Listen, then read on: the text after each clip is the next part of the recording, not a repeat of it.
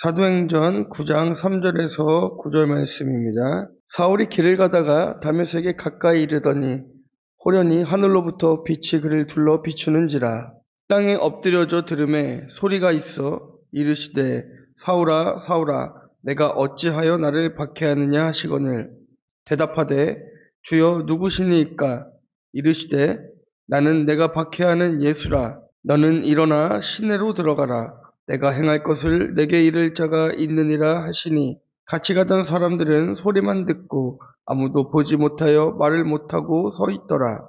사울이 땅에서 일어나 눈은 떴으나 아무것도 보지 못하고 사람의 손에 끌려 다메섹으로 들어가서 사흘 동안 보지 못하고 먹지도 마시지도 아니하니라. 아멘. 여러분, 알아야 보이는 것들이 있습니다. 알아야 들리는 것이 있고 알아야 보이는 것이 있어요. 제가 중국에서 공부할 때 이제 중의학을 공부했습니다. 한국에서는 이제 한의학이라고 하고 중국에서는 중의학이라고 부르죠. 어쨌든 이 의학 공부를 시작할 때 굉장히 좌절하고 낙심합니다. 처음에 이제 학교에 입학을 해서 책을 봤는데요. 두께가, 이 개론 책의 두께가 상상을 초월합니다. 외워야 되는 어떤 용어들부터 시작해서 의학 용어들, 이런 것들은 방대해요, 양이. 그래서 이제 개론을 시작해서 해부학, 침구학, 약학, 내과 이런 것들을 다 배우거든요. 이제 배우고 나서 이제 실습을 나가요. 병원에 가서 인턴 생활을 해야 되니까 실습을 나갑니다. 제가 인턴으로 실습하던 그 병원은 홍십자 병원이었어요. 저기 난징에 있는 홍십자 병원이었는데 병원비가 좀 저렴하고 가난하신 분들이 좀 오는 병원이다 보니까 환자들이 늘 많았습니다. 여러 케이스들의 환자들을 많이 만날 수가 있었어요. 학교에서 이론을 공부하고 처음 병원에 갔는데 이론만 알지 실제적인 것은 알지를 못했죠. 이론과 실제는 좀 다르더라고요. 그렇기 때문에 실제로 환자가 왔을 때에 제대로 진단하는 게 참 어려워요. 오히려 저보다 환자가 진단을 더 잘하더라고요. 자기 몸이 어디가 아픈데 이렇게 해주시면 제가 낫습니다. 환자가 더 잘 알아요. 이론만 알고 병원에 갔더니 보이지가 않아요. 이 환자의 병이 잘 보이지가 않아요. 그런데 한 1년 정도 병원에서 계속 근무하고 일을 하다 보니까 점점 사람들이 오면 어디가 아파서 왔구나. 이렇게 보면 진단이 확실해지고 수월해지는 것을 볼 수 있습니다. 우리도 말씀을 알고 봐야 보이는 거예요. 말씀을 듣고 살아야 우리가 사라지는 거예요. 우리가 아무리 믿음으로 살려고 발버둥 치고 애써도 말씀이 없고 예배가 무너지면 여러분들 삶의 예배는 없습니다. 이 공예배가 무너지면은요, 여러분 삶의 예배도 무너지는 거예요. 나는 삶의 예배 드리겠다고 교회 떠나서 밖에서 예배 드리시는 분들도 계세요. 집에서 예배 드리는 분들도 계세요. 그분들을 비하하겠다는 것이 아니라 공예배가 무너지면 반드시 삶의 예배는 무너지게 되어 있다는 것이죠. 그런 것을 기억해야 되는 것입니다. 오늘 이제 사도 바울에 대한 이야기들을 여러분들과 나눌 텐데요. 제가 사울이라 하지 않고 바울이라고 표현하도록 하겠습니다. 그럼 사실 사울과 바울은 사울이 변화되어 바울이 된 것이 아니라 유대식 이름이에요. 사울이 바울이고 바울이 사울입니다. 편의상 여러분 제가 바울이라고 표현하도록 하겠습니다. 여러분 사도 바울은 예수 믿는 사람들을 아주 강력하게 핍박하던 사람이었습니다. 그도 그럴 것이 이 바울이 배워온 신앙은 지극히 유대 중심적인 신앙을 배워왔어요. 배워온 학문도 유대에서 아주 가장 엘리트 코스였기 때문에 바울이 예수님을 인정한다는 것은 참 어려웠을 것입니다. 그래서 오늘 본문 말씀도 이 성령으로 충만했던 스데반 집사가 순교를 당하고 바울이 예수 믿는 사람들을 더욱 핍박하기 위해서 길을 나서던 중에 다메섹 도상에서 예수님을 만나는 장면이에요. 오늘 말씀을 통하여서 바울이 무엇을 몰랐으며 무엇을 깨닫게 되었는지 여러분들과 말씀을 나눠보도록 하겠습니다. 자, 우리 첫 번째는요, 바울은 빛을 몰랐습니다. 우리 3절 말씀 함께 읽어보도록 하겠습니다. 시작. 사울이 길을 가다가 다메섹에 가까이 이르더니 호련히 하늘로부터 빛이 그를 불러 비추는지라. 그렇게 공부를 많이 하고 누구보다 신앙의 삶을 살았다라고 자부하던 바울이 몰랐던 것이 있습니다. 그것은 예수가 그리스도라는 사실을 몰랐어요. 얼마나 똑똑한 바울입니까? 그렇게 똑똑한 바울이 왜 이 사실을 몰랐을까요? 여러분, 복음은 많이 배웠다고 알 수 있는 것이 아닙니다. 반대로 조금 부족한 교육을 배웠다고 해서 복음을 모르는 것도 아니에요. 깨닫지 못하는 것도 아닙니다. 오직 하나님께서 그 빛을 비추어 주시지 않으면 우리는 예수 그리스도를 만날 수도 없고 알 수도 없게 된다는 것이에요. 자, 보세요. 1절, 2절 말씀 함께 보도록 하겠습니다. 사울이 주의 제자들에게 대하여 여전히 위협과 설기가 등등하여 대제사장에게 가서 다메섹 여러 회당에 가져갈 공문을 청하니 이는 만일 그 도를 따르는 사람을 만나면 남녀를 막론하고 결박하여 예루살렘으로 잡아오려 함이라. 스데반 집사 한 사람의 순교로 만족이 되지 않았던 거예요. 살기가 등등해졌습니다. 그래서 이 다메섹 여러 회당을 다니면서 예수님을 따르는 사람들을 만나면 남녀를 막론하고 다 결박해서 예루살렘으로 잡아오겠다고 직접 그 공문을 청하겠다라는 거예요. 그 길을 직접 떠나는 것입니다. 이 일이 얼마나 큰 죄인지 바울이 모르고 있어요. 마음이 요동해서 자기 소견에 옳은 대로 그냥 막 행하는 것이에요. 여러분, 빛을 모른다라는 것은요, 죄를 모른다라는 얘기예요. 그러니까 바울이 지금 하고 있는 이 바울의 행동들이 죄라는 것을 본인이 깨닫고 있지 못한다는 것이죠. 눈이 가려워지고 마음이 악으로 가득하니까 복음이 들릴 리가 없고 복음이 보일 리가 없는 것입니다. 여러분, 구약의 사사기를 보면은요, 이스라엘 백성들이 어떻습니까? 자기 소견대로 옳은 대로, 자기 소견에 옳은 대로 행할 때에 그들이 타락하고 범죄하였습니다. 하나님 한 분으로 만족하지 않고 자신들을 다스려줄 왕을 구할 때에 자기의 소견대로, 자기의 옳은 대로 행할 때에 그들이 범죄하였어요. 그래서 이 사사기의 마지막 21장에 보면 이렇게 표현하고 있는 것 아니겠습니까? 함께 읽어보겠습니다. 그때에 이스라엘의 왕이 없으므로 사람이 각기 자기의 소견에 옳은 대로 행하였더라. 여러분 보세요. 똑똑하고 많이 배웠다고 해서 빛이 보입니까? 안 보여요. 오랜 시간 동안 신앙생활을 했다고 빛이 보일까요? 아닙니다. 아무리 오랜 시간을 신앙생활을 하고 여러분들이 10년을 30년을 이 자리에 앉아 있어도 내가 모태로부터 죄인이고 하나님 앞에 용서받을 수 없는 죄인이라는 이 사실을 깨닫지 못한다면, 이 진정한 회개가 터져나오지 않는다면 빛이 보이지가 않는 거예요. 안 보이는 것입니다. 바울은 자신이 죄인이라는 사실을 깨닫지 못하고 있었습니다. 그러니 빛이 보일 리 없고 옳은 게 보일 리가 없는 것입니다. 빛을 모르는 사람은 자신이 어둠 가운데 있다는 것을 모릅니다. 지금 여기가 어둡다라는 걸 몰라요. 그래서 그에게는 빛이 필요 없다라고 느껴지는 것이에요. 제가 안경을 처음 썼을 때 신색이었습니다. 정말 깜짝 놀랐어요. 원래 글씨가 그렇게 보이는 것이라고 생각을 하고 있었어요. 근데 안경을 썼더니 너무 선명하게 잘 보이는 거예요. 너무 선명하게 잘 보이는 거예요.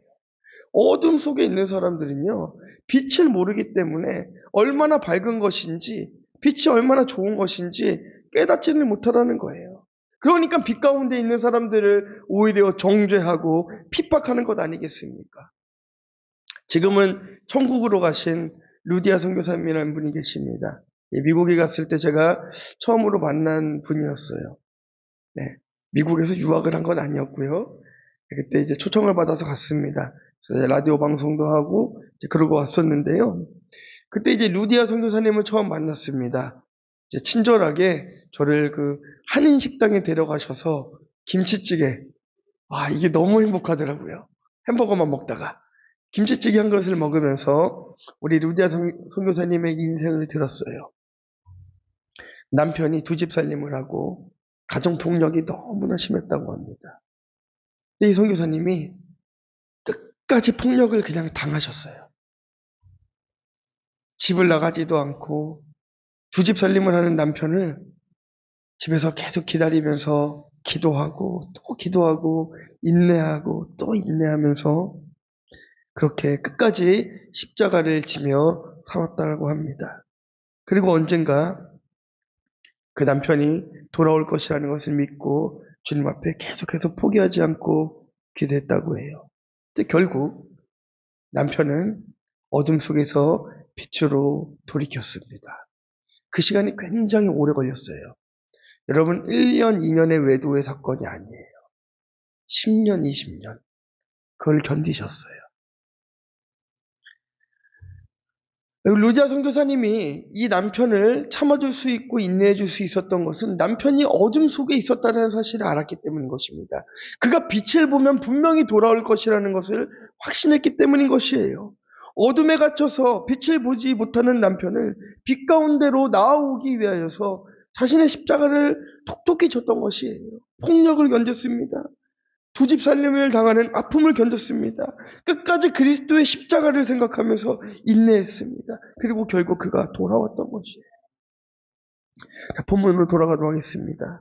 자, 3절 말씀 보겠습니다. 시작. 사울이 길을 가다가 다메섹에 가까이 이르더니 후련히 하늘로부터 빛이 들러. 아멘. 자, 여러분, 하늘로부터 빛이 그를 둘러 비추는데요. 어떻게 비추었습니까? 후련히 비췄어요, 후련히. 이거는 바울의 시간이 아닌 거예요. 바울이 내가 만나고 싶어서, 내가 간절히 원해서 예수님이 나타난 것이 아니라 하나님의 시간에 그분의 때가 딱 되었을 때에 강하고 큰 빛이 호련히 그 앞에 떨어진 것이에요. 우리가 노력한다고 해서 되는 문제가 아닙니다. 우리 안에 성령께서 일하셔야만 그 호련한 빛을 우리가 볼 수 있다는 것이에요. 바울이 계산한 시간이 아닙니다. 하나님의 때에 빛이 비추어졌다는 것을 우리가 기억해야 되는 것입니다. 그동안 빛을 몰랐기 때문에 보이지 않았던 자신의 죄가 바울이 보이기 시작했던 거예요. 이제 바울의 삶은 달라질 것입니다. 그 안에 빛이 없어서 지식으로 교만했어요. 믿는 자들을 핍박했어요. 무시했어요. 이랬던 자신의 그 과거에 이제 빛이 비춰주면 변화하게 되는 거죠. 처절하게 자신이 죄인임을 깨닫고 그때야 비로소 진정 바울이 걸어가야 될 그 길이 보이게 되는 것입니다. 여러분, 우리도 교회에 앉아 있지만 빛을 경험해야 돼요. 성령을 경험해야 되는 것입니다. 하나님이 살아계시고 예수 그리스도의 피값으로 내가 구원받았다는 이 사실을 우리가 뼛속까지 깨달아줘야 되는 것이에요. 그래야 여러분들의 갈 길이 보이고 빛이 보이는 것이지요.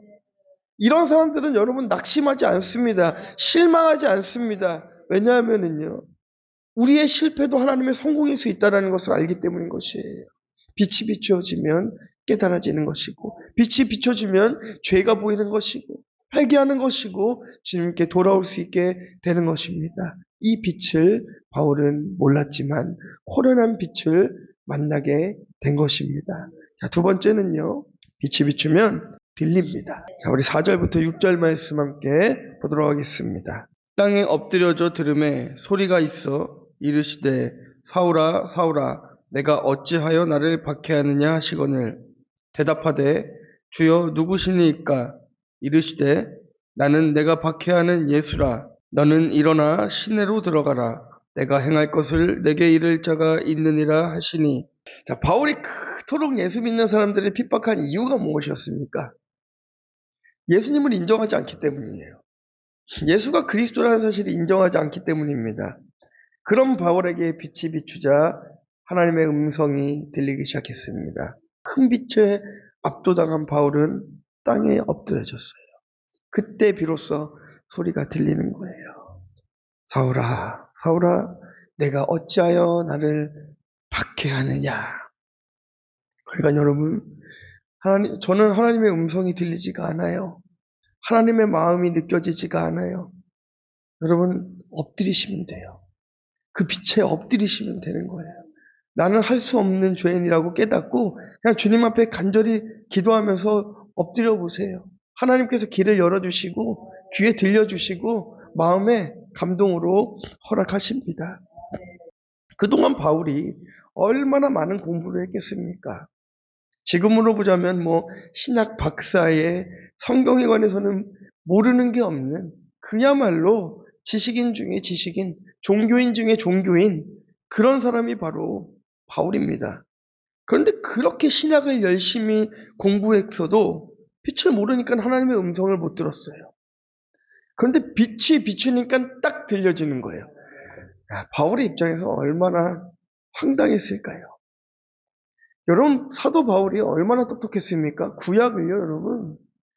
정말 그 누구보다도 잘 알았습니다. 앞으로 오실 메시아에 대한 그 메시지를 누구보다 잘 아는 게 바울이었는데 그 빛이 비추었을 때 그가 메시아라는 사실을 바울이 한 번에 깨달았어요. 바울이 그 많은 시간 연구하고 공부해서 알아낸 것보다 큰 빛에 한 번 압도당해 깨닫게 된 이 사건이 더 컸던 거예요. 바울이 얼마나 놀랬겠습니까? 진짜 하나님의 음성이 들린 거예요.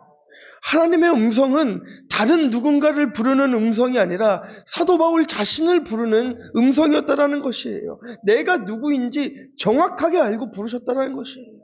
여러분들이 누구인지 하나님께서 정확하게 알고 여러분들을 부르시는 것입니다. 여러분들이 누군지 다 알고 계세요. 뭘 하는지 알고 계시는 거예요. 내가 뭘 하는지, 어떤 생각을 하고 있는지, 무엇이 두려운지, 무엇이 필요한지 다 아는 거예요. 그러니까 예수님 말씀하시는 것 아니겠습니까? 먼저 그의 나라와 의를 구하라고 말씀하시는 이유가 무엇입니까? 다 알고 계시니까요. 우리가 구할 것은 그것밖에 없는 거예요. 그것만 구하면 하나님께서 더해주시는 은혜를 허락해 주시는 줄 믿습니다. 자, 5절 6절 말씀 보도록 하겠습니다. 대답하되 주여 누구시니까? 이르시되 나는 내가 박해하는 예수라. 너는 일어나 시내로 들어가라. 내가 행할 것을 내게 이를 자가 있느니라 하시니. 자, 보세요. 바울은 자기도 모르게 주여라고 했습니다. 주여. 주여 누구시니까? 큰 빛의 바울은 주여라고 고백을 했어요. 어두움이 물러가니까 주님이라는 고백이 탁 터져 나오는 거예요. 아무나 주님을 고백할 수 있는 것이 아닙니다. 오직 하나님의 은혜로 선택받은 하나님의 백성만이 예수를 그리스도라 고백할 수 있고 하나님이 내 아버지라고 고백할 수 있는 거예요. 그 충격적인 음성을 바울이 오늘 들은 것이에요. 나는 네가 박해하는 예수라. 예수라. 예수님은 바울이 가야 될 길을 알려주십니다. 너는 일어나 시내로 들어가라. 내가 행할 것을 내게 이를 자가 있느니라. 여러분 본문을 보시면 바울이 어떤 변명도 자신을 드러내는 어떠한 장면도 보이지가 않습니다. 충격 그 자체였어요. 자신이 박해하던 예수님이 진짜 우리를 구원해낼 그런 메시아였다는 사실, 이것을 깨닫게 되었습니다. 그동안 많은 공부를 했는데도 알지 못했던 것이 하나님의 음성이 그 빛이 한번 비춰지고 나니까 깨달아졌고 메시아가 누군지 딱 알게 되었습니다. 이거 정말 하나님의 은혜 아닙니까? 우리 안에 비추어지면, 빛이 비추어지면 하나님의 음성이 들리는 거예요. 나는 왜 이런 믿음이 생기지 않을까? 신앙생활 나름대로 오래 했고 나름대로 해왔는데 왜 예수님이 우리를 구원하실 주님으로 믿어지지가 않을까? 고민하는 분들이 계실 수 있습니다. 그게 오랜 시간을 앉아있는다고 되는 게 아닌 것 같아요. 하나님의 때, 그때를 기다려야 되는 거예요. 그러니까 여러분 실망하지 마세요. 10년을 앉아서 안 됐으면 20년 앉아 계시면 되고요. 그래도 안 됐으면 10년 더 앉아 계세요. 하나님의 때가 언제인지 모릅니다. 호련히 찾아오거든요. 그때가 언제인지 모르는 거예요. 제가 학생들에게 수련회 자꾸 참석하라고 하는 이유가 뭔지 아십니까? 안 변해요. 갔다 와도. 똑같습니다. 그런데 제가 확신하는 것 하나는요. 어디서든 말씀 듣고 한 번만 변하면 그 인생이 변하거든요. 그 한 번이 수련회일지도 모르잖아요. 그러니까 가자고 하는 거예요. 여러분들 매일 말씀 봐야 됩니다. 기도해야 됩니다. 예배해야 됩니다. 말씀드리는 이유가 뭡니까? 내일 만날지, 모레 만날지, 언제 만날지 몰라요. 그러니까 우린 매일 말씀 보는 거예요. 매일 기도하고 하나님이 언제 오실지 모르거든요. 죄송하지만 여러분, 이러다가 예수님 오실지도 몰라요. 제가 막 예언하는 게 아니라 호련히 오시니까, 우리가 아는 그 시간에 오시는 것이 아니라 예수님의 때에 오시잖아요. 언제 오실지 모르거든요. 늘 준비하며 살아가는 것입니다. 자, 예수 믿는 자들을 그토록 핍박하던 바울에게도 하나님이 찾아가셨습니다.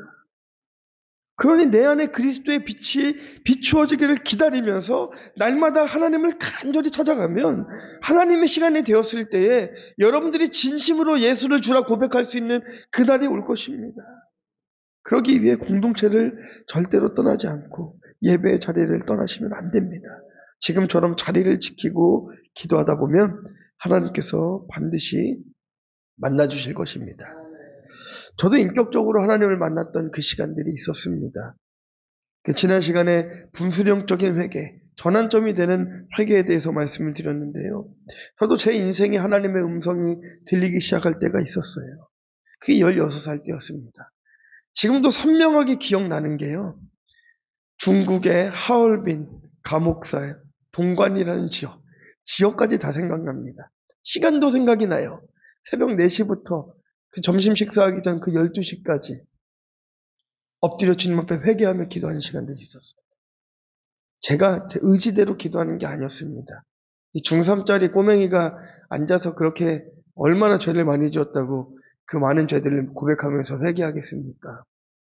하나님이 생각나게 해주세요. 다 기억나게 해주시는 거예요. 분수령적인 회개가 그때 막 터져 나왔거든요. 강권적으로. 빛이 비춰지니까 내 의지가 아니더라도 하나님을 만나게 되는 거예요. 그리고 그 빛을 경험하기 위해 우리가 해야 될 것은 예배의 자리를 지키는 것입니다. 회개의 자리로 가는 것입니다. 바울은 그 빛을 보고 예수를 따르기로 결심했습니다. 자, 마지막 세 번째는요. 빛이 비추면 여러분 잠시 힘들 수 있습니다. 7절부터 9절 말씀입니다. 같이 가던 사람들은 소리만 듣고 아무도 보지 못하여 말을 못하고 서 있더라.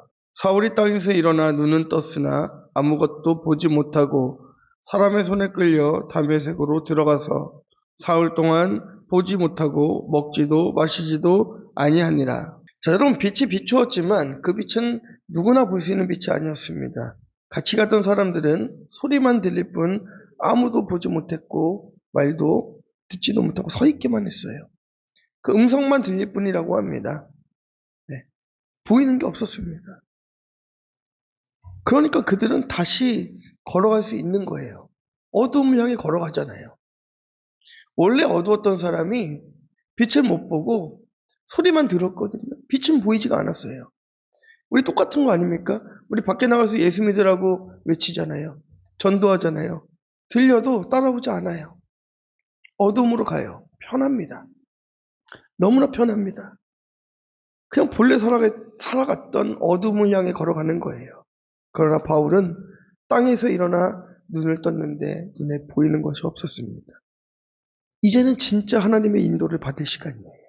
이제는 진짜 하나님만 의지해야 되는 그 시간이에요. 어둠 가운데 오래 살았기 때문에 빛이 비추어지니까 앞이 잘 보이지가 않는 거예요. 영의 눈이 뜨여지지가 않는 것입니다. 볼 수 없어요. 하나님의 인도를 받지 않으면 살아갈 수 없는 인생으로 바울이 변했습니다. 자신의 의지를 믿을 수 있었고 자신의 학문을 믿을 수 있었고 자신의 권세를 믿을 수 있었던 바울이 이제는 하나님만 의지해야 살아갈 수 있는 바울로 변화되었다는 것이, 여러분들 삶에 빛이 비추면 당장은 어려움을 당할 수 있습니다. 주변의 시선, 정죄, 핍박 이런 것들이 여러분들 기다리고 있습니다. 확신합니다. 저도 예수 믿고 예수님 만나고 너무 신나가지고 제가 동인천에서 의정부 가는 기차 탔거든요. 지하철 탔어요. 복음 전하려고. 예수 믿으세요. 제발 좀 그 지하철에서 전도하지 말라고 하는데 죄송합니다. 그 사람이 저였습니다. 그런데 이게 주체할 수가 없었어요. 복음을 빨리 전해야 되겠고 모르는 사람들도 이 사람도 구원받았으면 좋겠고 저 사람도 구원받았으면 좋겠고, 그러니까 서울의 신촌에 가가지고 그 술집 거리에서 다른 사람들 술 취해서 나오는 시간에 가서 전도하고 술 취한 사람 붙잡고 예수 믿으세요. 정신이 나간 거예요. 빛이 비춰지니까 예수님을 만나고 나니까 내 정신이 아니에요. 어떻게 해서든지 전도해야 될 텐데 저 사람도 구원받아야 될 텐데 안타까워지는 거예요. 자, 여러분, 그렇지만 그 시간이 결코 길지는 않을 것입니다. 바울은 사흘 동안 보지 못하고 먹지도 마시지도 못했다고 합니다. 그가 그동안 예수 믿는 사람들을 핍박해왔던 시간들을 생각해보면 이 시간은 너무나 짧은 시간이에요. 진짜 빛을 보니까, 진짜를 경험하니까 보이지 않아도 먹지 않아도 두렵지 않고 감사와 기대만이 사도 바울을 기다리고 있는 것이에요. 여러분, 좀 시간이 지난 사건이지만 딸이 가출했다고 때려서 죽인 아버지가 있었습니다. 독일 유학파 목사 부부였어요. 검거된 사건이 있었습니다. 11개월 동안 시신을 방치하고 하나님이 살려주실 것이라고 그 시신에다가 기도하면서 이 사건으로 인해서 이 기독교의 인격이 얼마나 땅으로 떨어졌는지 모릅니다. 자, 여러분, 무엇을 이야기하기 위해서 제가 이 사건을 꺼내냐면요. 이렇게 목사요, 박사요, 담임 목사, 교수이기까지 한 사람도 목사님이어도 하나님을 만나지 못하면 똑같다라는 거예요. 그냥 어둠에 있는 거예요. 그러니까 여러분, 목자도 잘 만나야 되는 거예요. 잘 오셨습니다. 빛으로 인도하는 목자를 만나야 되는 거예요. 어둠 가운데 있는 사람들을 만나면 안 되는 거예요.